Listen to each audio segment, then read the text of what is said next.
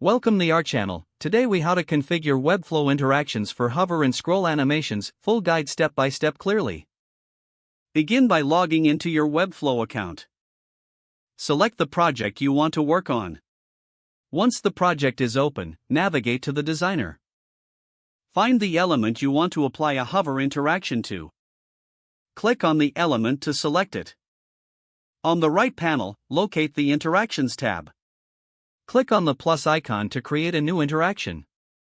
Choose Mouse Hover from the list of options. Under the On Mouse Hover section, select Start an Animation. Click on Create a new timeline. Give your timeline. Now, you can add actions to your timeline.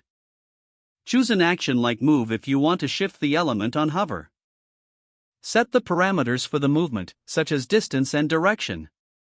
You can also adjust the duration for how long the animation will take. After setting the movement, click on Add Action to include more effects if desired. Repeat this process to create a Mouse Hover Out interaction. Select the On Mouse Hover Out section to configure what happens when the mouse leaves the element. For example, you might want to reverse the movement action. Once you've set both interactions, preview them by clicking the eye icon at the top.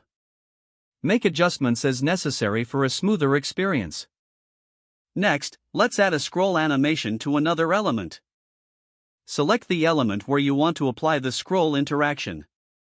Return to the Interactions tab in the right panel.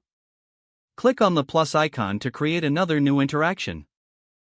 Choose Scroll into View from the available options.